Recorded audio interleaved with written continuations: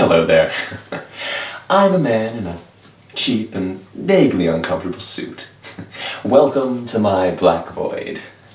Please join Yorick and me as we desperately try to look intelligent while discussing the 10 inventions that changed the world. Got milk? You should. It's filled with calcium to strengthen your teeth and bones.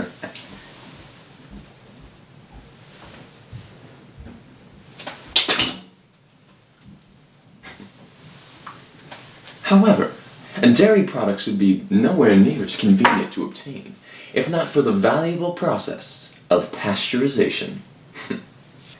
Louis Pasteur was a 19th century French chemist who developed a number of important scientific processes during his lifetime. Pasteurization, the process which bears his name, was developed in 1864. Pasteurization essentially involves heating or boiling a liquid or naturally produced product to prevent it from spoiling. Pasteurization has significantly improved the diet of peoples across the civilized world and has helped to turn the dairy industry into a major economic presence of the 20th and 21st centuries. Without our next invention, though, the dairy industry itself could never have existed.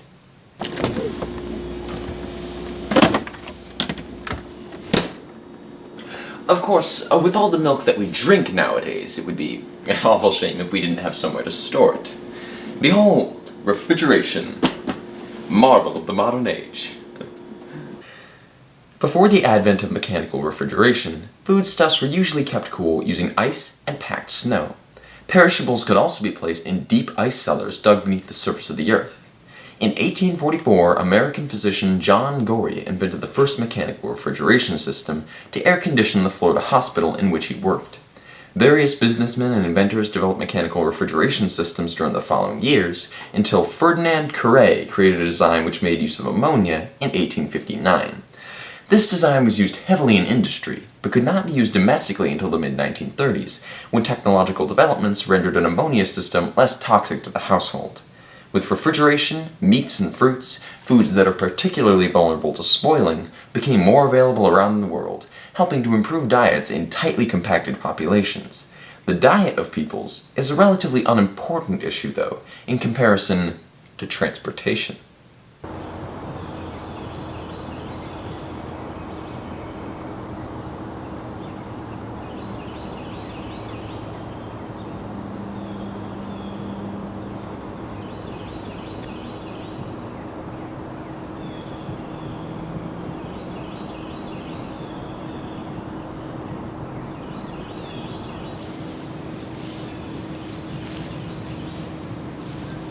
Ah!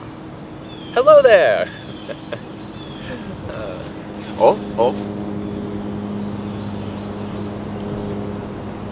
The airplane. A marvelous invention.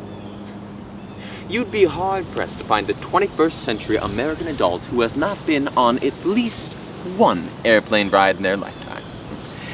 But how did people travel such great distances before the age of the plane came about? Before the invention of the airplane by Orville and Wilbur Wright in 1903, travel over long distances was conducted mostly using ships and railroads. The original design of the airplane was a modest canvas affair, incapable of carrying more than one or two people at a time. The airplane evolved over time, though, resulting in modern airplanes, which are capable of carrying hundreds of people across enormous distances, integrating peoples on an international scale that the Wright brothers would have found astounding. However, the airplane merely provided a more effective method of crossing distances which would technically have been passable at the time, though with great difficulty. Our next invention revolutionized global interaction as a whole, leading to a new era of war.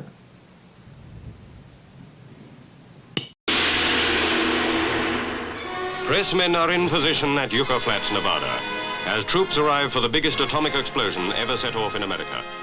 It's a tactical exercise to test The year is 1942. The United States and Japan are currently in the thick of combat, fighting the last leg of World War II. Faced with the immovability of the Japanese forces, President Franklin Delano Roosevelt sanctions the Manhattan Project, a top-secret mission to develop a superweapon capable of wiping out the Japanese offense as a last resort.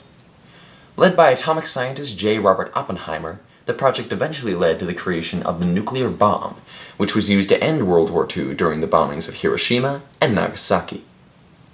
The nuclear bomb may have brought an end to the war, but its significance had only just begun. As foreign nations took note of the United States' nuclear capability, a scramble for nuclear technology began. Eventually, Russia and the United States stood as the two major nuclear powers of the world. This condition set the scene for the Cold War, which would establish an air of international paranoia for the next 3 decades. Our next invention compounded the fears of the Cold War, though, bringing them right into your living room.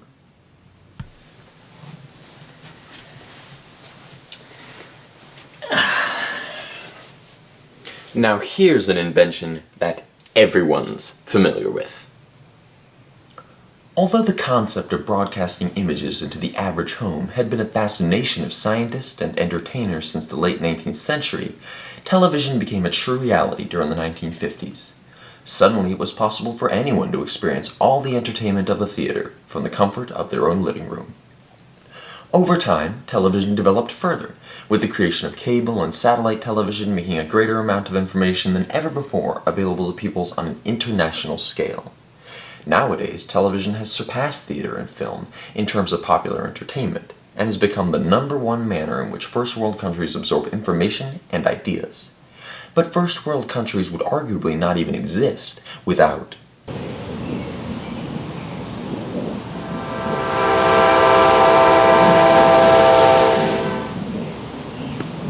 trains.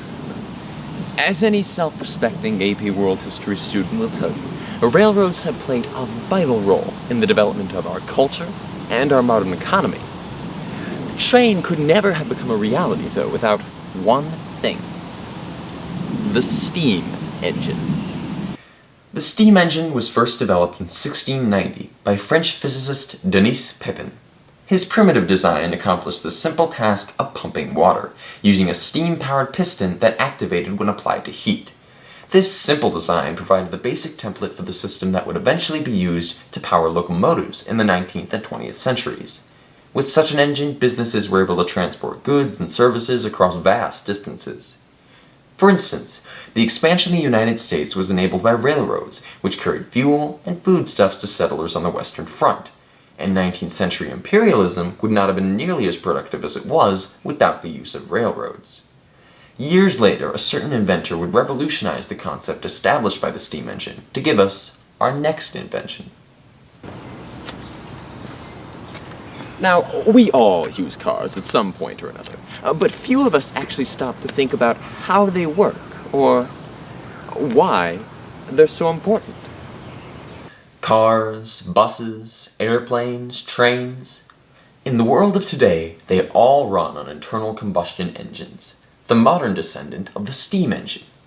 The internal combustion engine, sometimes called the piston engine, was developed by German engineer Nicholas A. Otto in 1876, and makes use of the combustion of liquid fuel to power a series of pistons which, through their motion, generate the necessary energy to power a full automobile. Such engines brought transportation to the masses, ushering in the age of the automobile, which had never been possible beforehand. People no longer had to catch a train to travel across the country. One could hop into their own car to take a trip to the country for the weekend and be back home by Monday. Never again would man be bound by distance. Transportation is not only used for personal means, though. It is also a mass industry which transports products across vast expanses of land. One of the most transported products?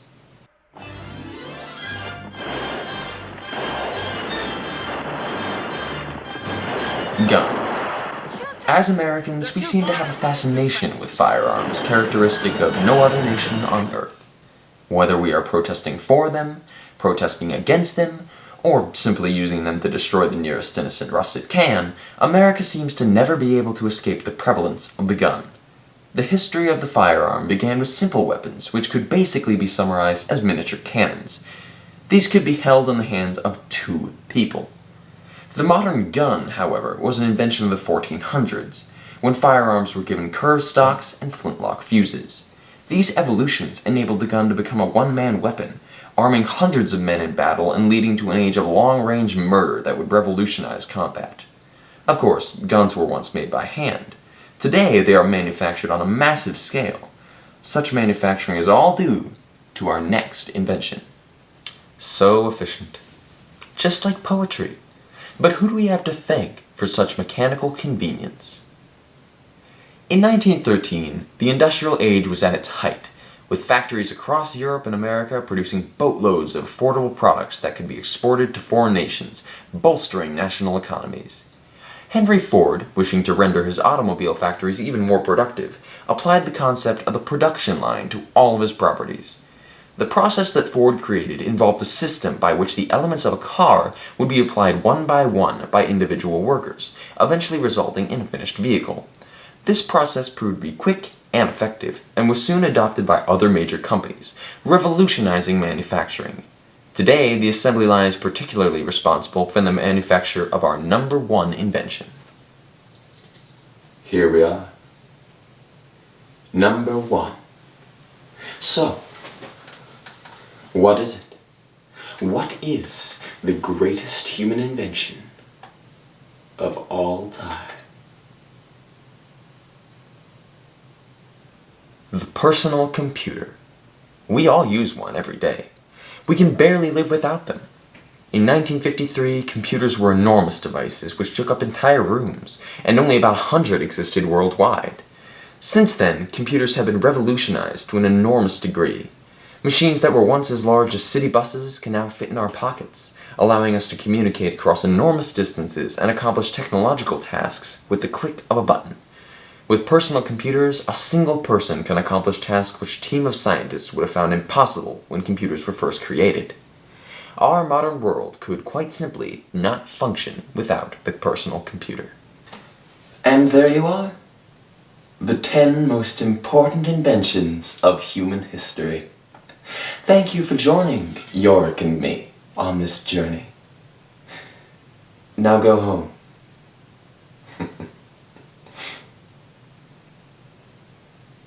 From my heart and from my hand, why don't people understand my intention?